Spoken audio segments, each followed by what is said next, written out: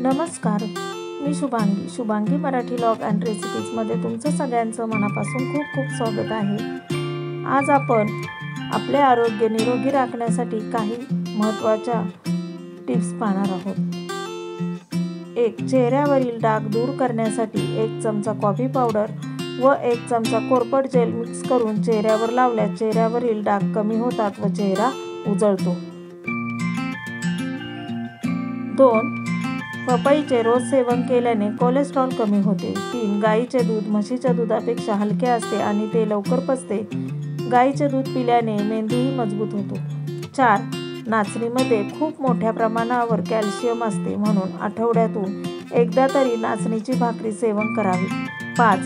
संत्री, लिंबू यासारख्या लिंबूवर्गीय आंबट फळांमधून शरीराला कॅल्शियम तसेच व्हिटॅमिन डी आणि सी सुद्धा मिळते। व्हिटॅमिन डी कॅल्शियम शोषून घेण्यास मदत करते। 6. मधामध्ये अँटीऑक्सिडंट गुणधर्म जास्त असतात, ते रोगप्रतिकारक शक्ती वाढवण्यास मदत करतात।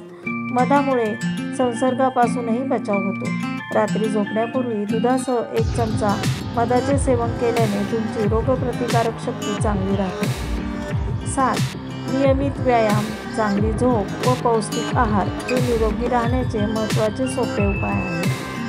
7. रोज रात्री जेवणामध्ये ज्वारीच्या भाकरीचा समाविष्ट करावा। ज्वारीमध्ये लोह आढळते, त्यामुळे शरीराला रक्ताची कमतरता भासत नाही आणि अमेनिया होणार नाही, तसेच आपली रोगप्रतिकारक शक्तीसुद्धा चांगली राहील। 8. जर हातापायाची त्वचा काळी पडली असेल तर बेसन आणि हळद दुधात मिक्स करून त्याची पेस्ट करा आणि ती हातापायाला लावा, त्वचा उजळेल। 9. पाय मुरगळला असेल किंवा सुजला असेल तर हळद, मीठ आणि तेल एकत्र करून कोमट करा आणि त्याचा लेप लावा, लवकर आराम मिळतो। 10. चंदन आणि गुलाबजल अथवा दूध मिक्स केलं आणि ते चेहऱ्यावर लावलं की चेहऱ्यावरील काळे डाग निघून जातात। 11.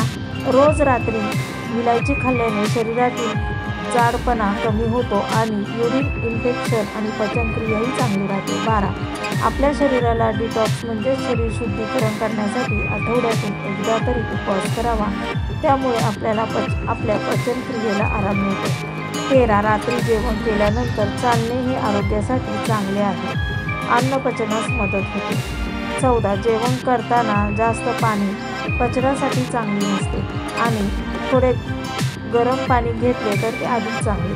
15. आपण जेव्हा जमिनीवर आरामात बसून जेवण करतो तेव्हा शरीराची स्थिती नैसर्गिक असते, त्यामुळे शरीर आणि पचन तंत्र मजबूत होते व पाठीचा कणा सुद्धा आणि स्नायू यांना देखील आराम मिळतो।